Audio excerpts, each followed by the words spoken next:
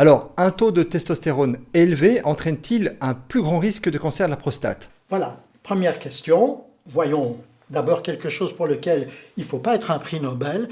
Une simple logique, en général, qui est simple et logique, est souvent vraie, c'est que la fréquence, l'incidence du cancer de prostate que vous voyez sur la ligne bleue, comme on le sait, augmente avec l'âge à partir de 50-60 ans.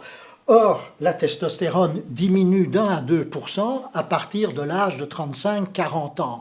Donc, il y a une relation précisément tout à fait inverse entre la fréquence du cancer qui augmente quand la testostérone diminue. Donc, quand la testostérone est basse, on a plus de cancer quand on a 70-80 ans que quand on en a 20 ou 30 alors que la testostérone est élevée.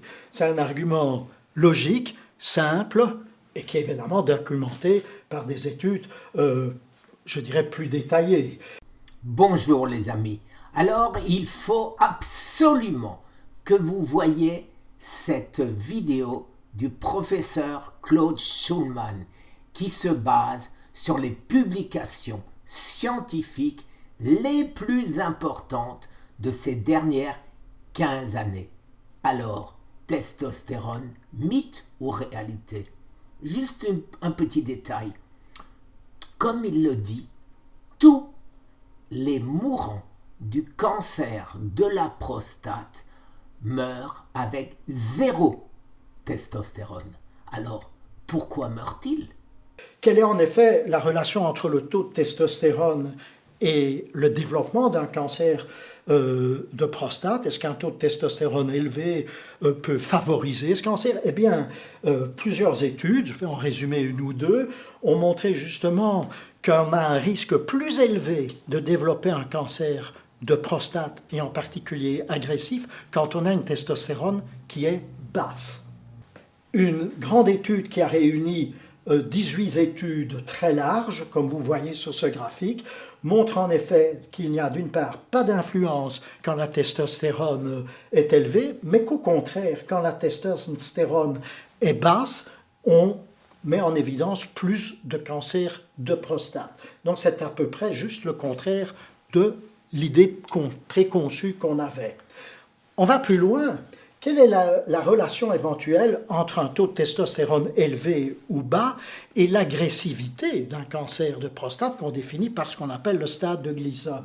Eh bien, comme vous voyez sur le diagramme de cette étude, quand la testostérone est basse, on a beaucoup plus de cancers agressifs, c'est-à-dire de cancers Gleason 8 ou davantage, alors que quand elle est normale ou normalement élevée, eh bien, les cancers sont beaucoup plus rares, quel que soit l'âge.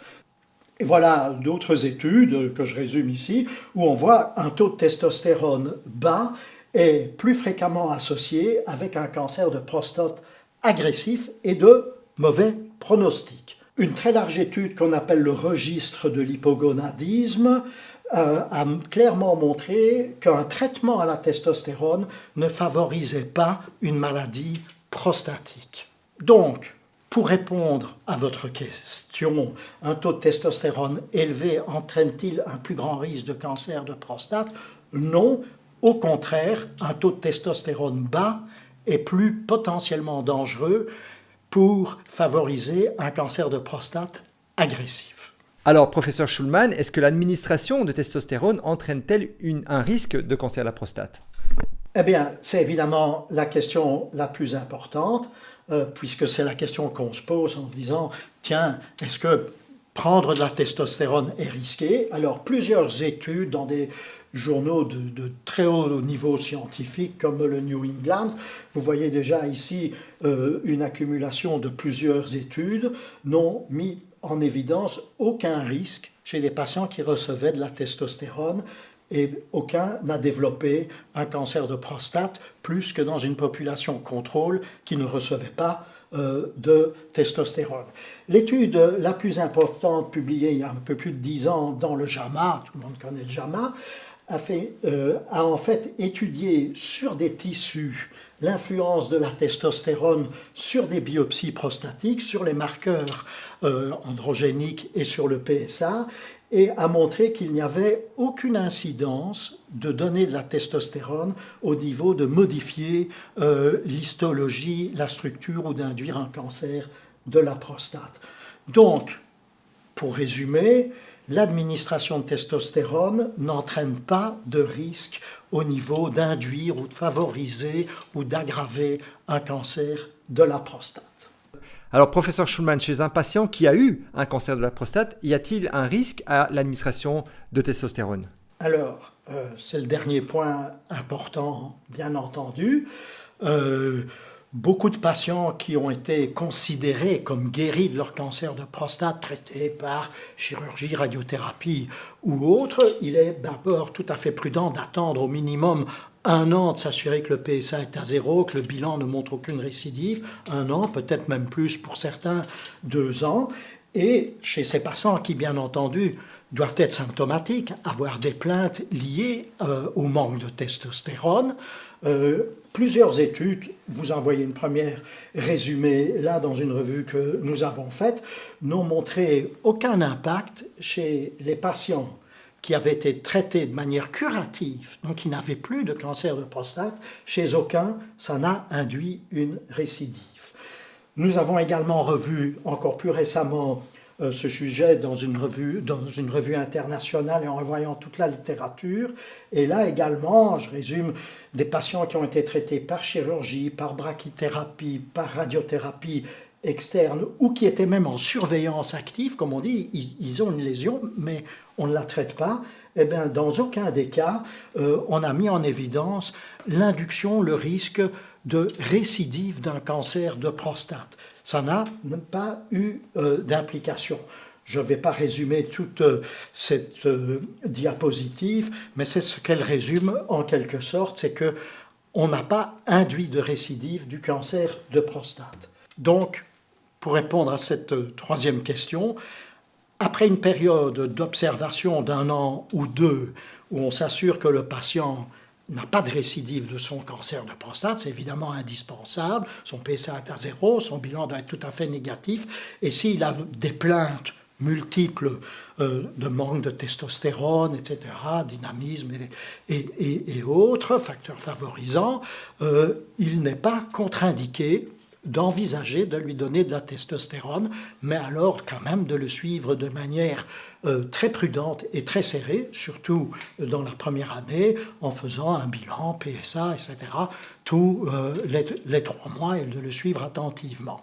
Mais en résumé, il n'y a pas eu d'éléments qui ont montré que c'était dangereux dans des cas bien sélectionnés, mais là aussi, de grandes études sont nécessaires pour voir dans un suivi beaucoup plus long de plusieurs années si l'influence reste négative.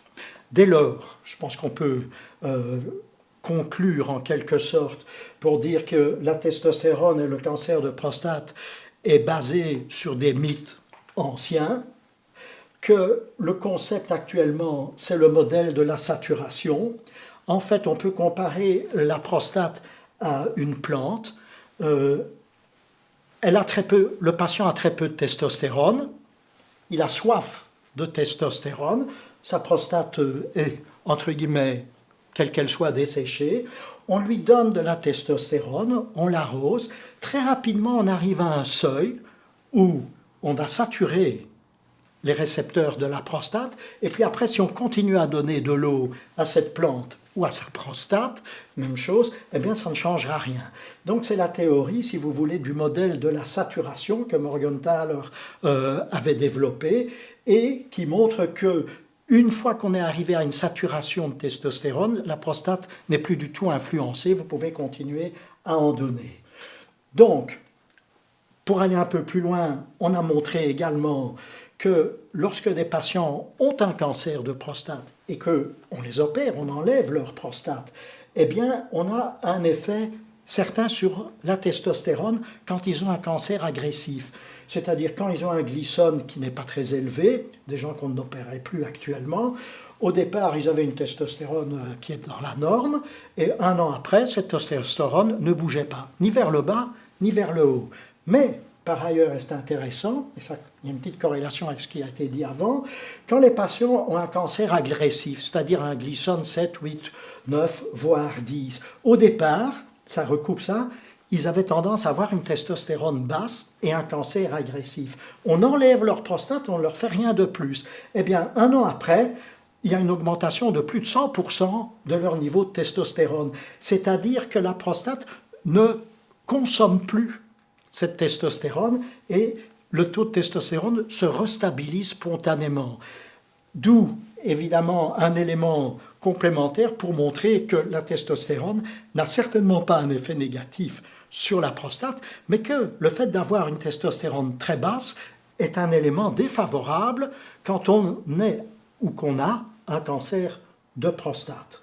Donc, pour résumer cette dernière question, non, chez des patients à risque qui ont eu un cancer de prostate, l'administration de testostérone n'est pas dangereuse, mais doit être faite avec prudence et un suivi très sérieux.